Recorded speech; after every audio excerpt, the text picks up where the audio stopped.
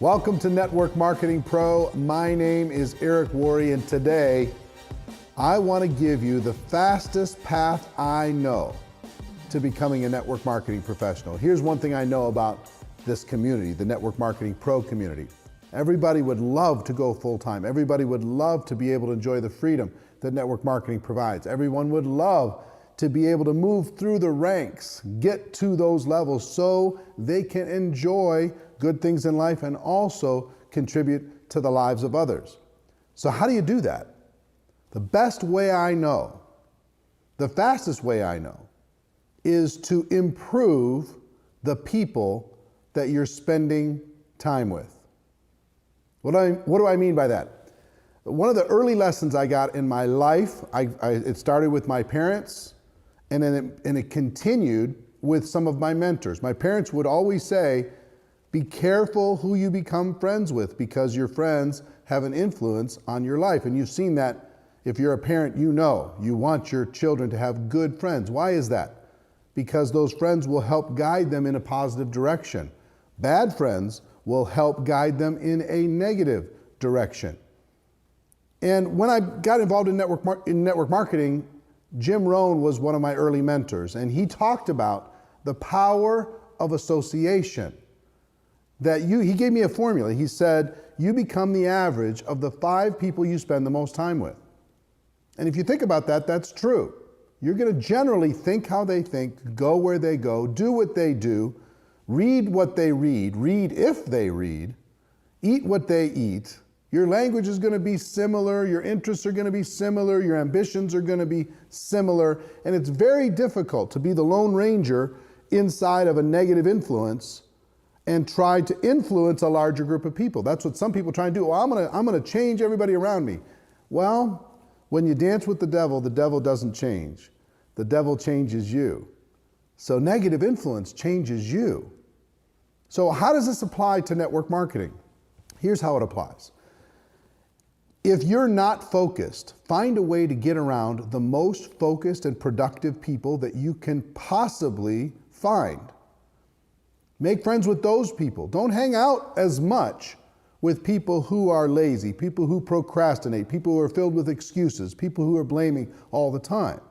Those people are going to cause you to procrastinate and blame and give excuses and complain. Now, if you get around positive people like that, and the great thing about network marketing is we have a large pool of people to choose from. People in our company, people in our upline, people in our downline, that we can choose from in order to be able to get around and learn from, okay?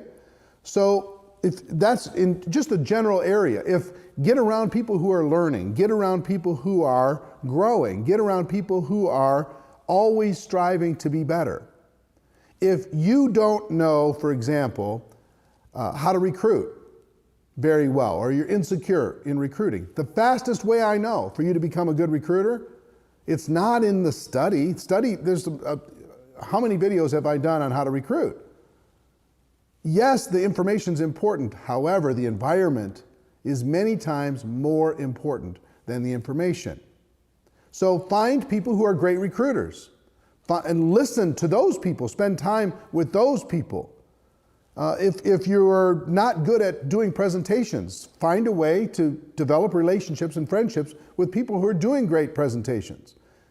If you can't get people to attend your company events, find people who are great at getting people to attend your company events, and find a way to friend those people up and listen to what they do and watch what they do. See, I found in this type of association that if I listened, number one, that was really, really valuable. If I took notes and I observed what they did, that was many times more valuable. In other words, my modeling of their behavior, I watched what they did. I watched what they said. I watched how they handled certain situations. I listened. I took notes. And then I tried to emulate that. Now, it works in every category of building your network marketing business. If you lack confidence, find a way to get around confident people. If you lack focus, find a way to get around focused people. If you lack recruiting skills, find a way to get around people who are great recruiters. If you lack some of the social skills, find some people who are incredible at social skills. If you lack leadership, if you're not having duplication in your organization, find people in your organization, I promise they exist, that are great at getting people to duplicate. Now, here's the thing. It's a little tricky at the beginning because sometimes the people who are really good at those things, they're very busy, and you can't just come in as a needy person and come into their group and just barge your way in. You have to earn your way in. See, if you become the average of the 5 people you spend the most time with, where do you want to be on that list of 5? Do you want to be at the top, the best of the 5, or do you want to be the worst of the 5? Many people say, well, I want to be the best. Well, that will feed your ego and it'll steal from your future, because here's where you want to be. You want to be at the lowest level of the 5, because those people that are more successful, and however you want to define it, than you are, will pull you up. And if you're at the top of the 5, those people below you will pull you down.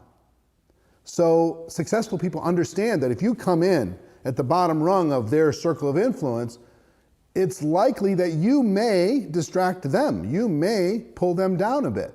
So you have to earn it.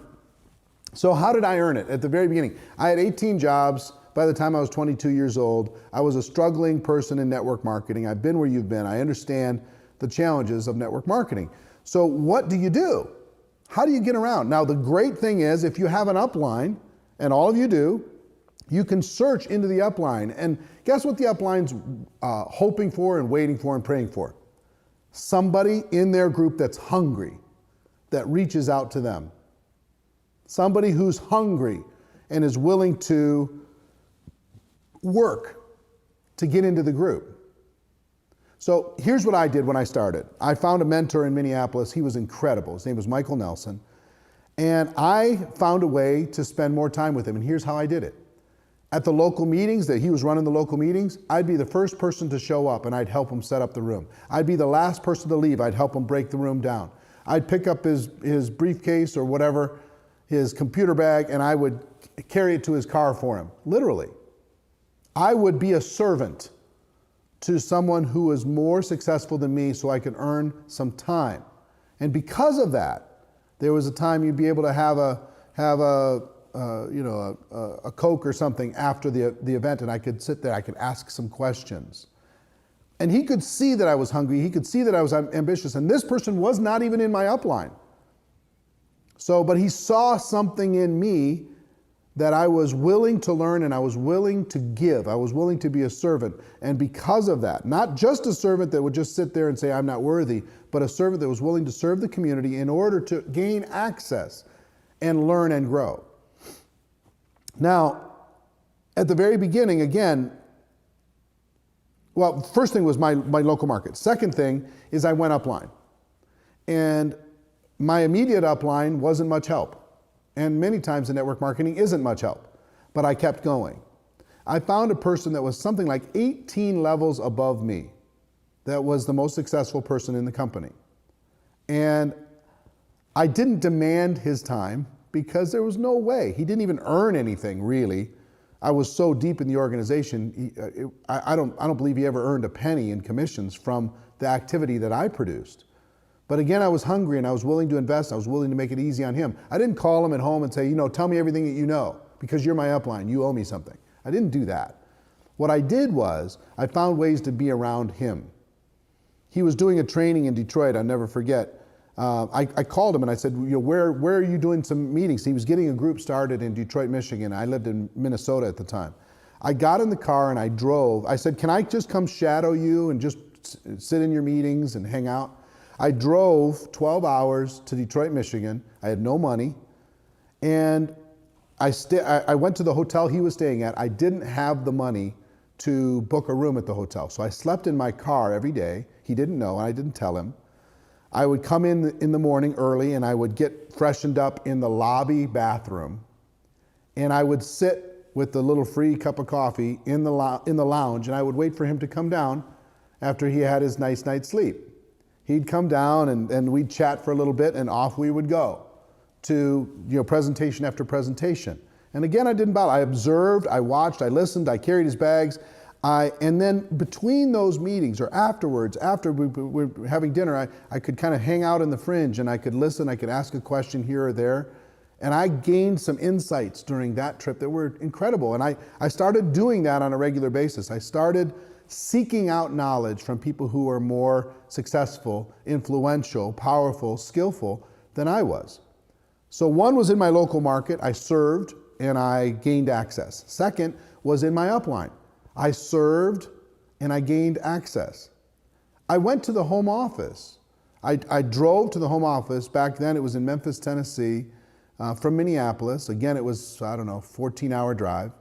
I drove there just to meet the people at the home office, to take a home office tour and to meet the influential people so they knew my name. Why did I do that? So my name would start being talked about here and there. Hey, this young kid, he came down to the home office and he's a sharp kid. And if that name came up around an influential person, maybe I could gain some access because of that. That helped me tremendously. So my company, my local market, and my upline. Now, in addition to this, some people say take a millionaire to lunch.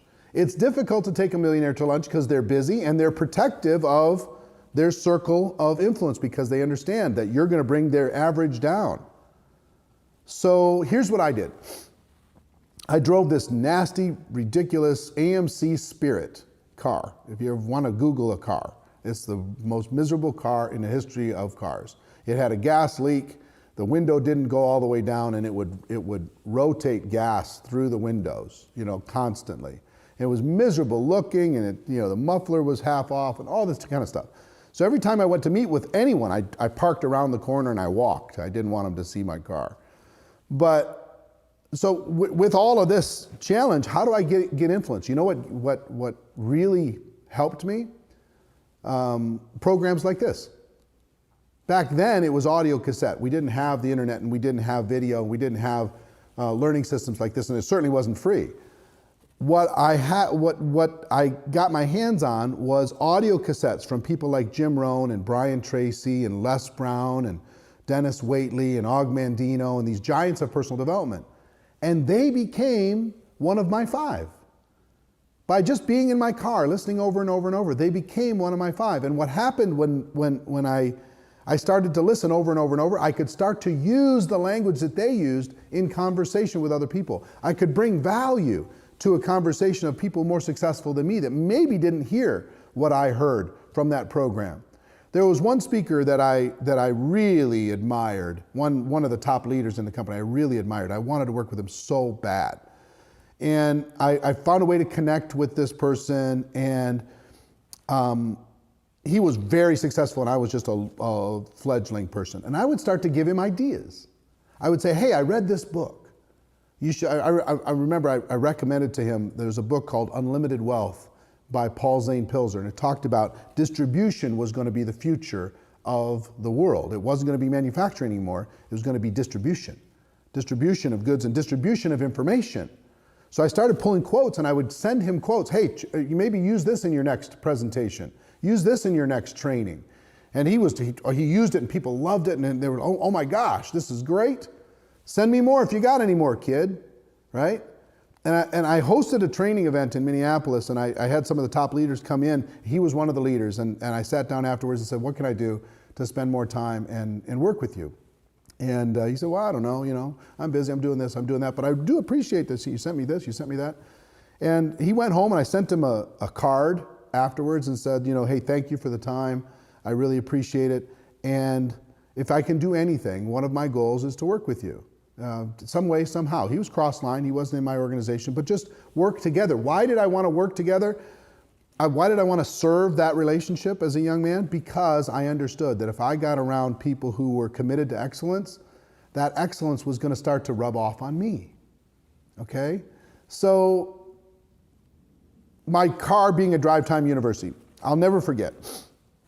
I put Jim Rohn in my car and I wore it out. Les Brown, Brian Tracy, Dennis Waitley, Og Mandino, greatest salesman in the world, all these different people, Earl Nightingale, Napoleon Hill, everything. I was reading books, I was studying, I was learning, I was growing, and I was listening all the time. And I would imagine that Jim Rohn And Brian Tracy and Og Mandino were sitting in the back seat of my car, and they were just having a conversation. I got to listen in.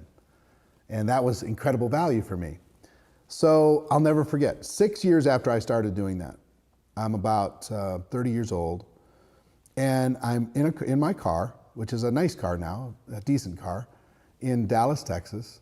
And in the back seat of my car were Jim Rohn, Brian Tracy, and Og Mandino, for real. And they're sitting in the back seat of my car having a conversation. I'm just driving them to their hotel. But they're having a conversation. I'm going, oh my gosh, I attracted this. I set this thing in motion, and guess what? Now I get to hang around with legends. I get to learn from incredibly wise, unbelievable people. So today, I'm still engaged in this. Why do you think I seek out and interview people like Brian Tracy, of course, but like Tony Robbins? I'll be interviewing Sir Richard Branson on June 3rd. I mean, come on. The opportunity to spend time with these people. And why will they do it? Because I'm a servant to them. Because I want to help their mission in life. Because I want to be of value, of service in some way in their world. And you know what? I found I can earn my way into any group, and so can you.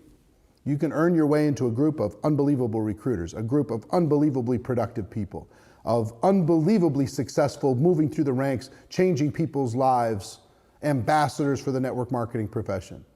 You can earn your way into that group, or you can earn your way into a much more negative group.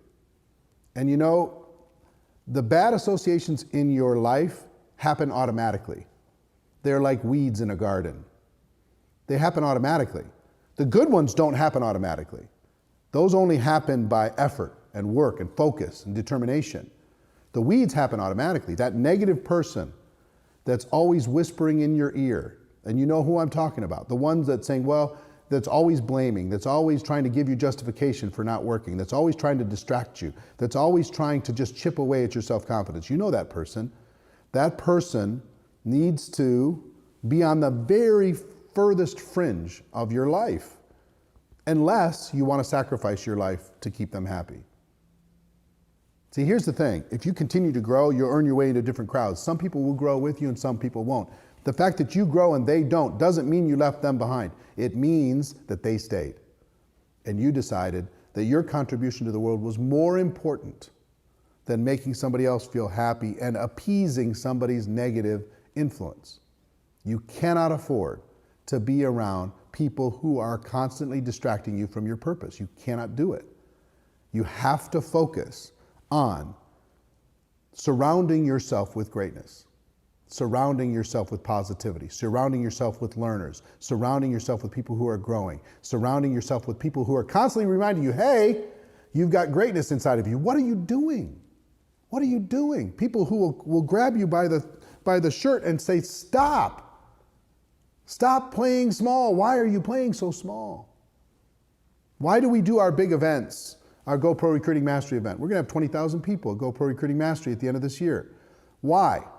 One of the biggest values of that event outside of the training is the vision. People come in there, they go, oh my gosh. They see a bigger picture, and that's what associations can do for you. You can see a bigger picture, but this is a choice. And it starts by, one, limiting your association with some negative people. In other words, don't spend as much time. Some of them you don't have a choice with, I understand. But spend a little less time, be a little bit more busy in positive directions. Some you're going to have to cut the cord. You're going to have to disassociate, at least until you gather enough strength to be a positive influence with them. You're going to have to, for the sake of your own future, your own purpose, your own contribution in this world, you're going to have to make some hard decisions. You're going to have to disassociate with some. But mostly what I want you to focus on is expanding your association, being so busy and so surrounded by greatness that all those other petty little small thinking ideas don't even find their way into your mind because you have filled it with incredible influence. So I hope this gives you some value. I mean, I think this lesson is valuable for you. It's valuable for your children. It's valuable for anyone who wants to do something great in the world. You have a choice. The fastest way to go to the top, in my opinion, is to surround yourself with people who are in that process. Surround yourself with people who are doing today what you want to do eventually. Earn your way into that group. Maybe it starts, the one thing that I need you to understand is many of my mentors I never met. Many of my greatest mentors I never met. They were a mentor on audio, they were a mentor on video, they were a mentor in books. I never met them, and they were still one of my 5. Do you understand? And then eventually I became powerful enough that I met many of them, and you can too. So that's our show for today. Hope you really radically take a look at your life, prune and pull the weeds of negativity out of your associations and replace them with incredible value, because you are worth it. That's our show for today. Ladies and gentlemen, my wish for all of you is that you decide to become a network marketing professional. You decide to go pro. You decide to surround yourself with greatness.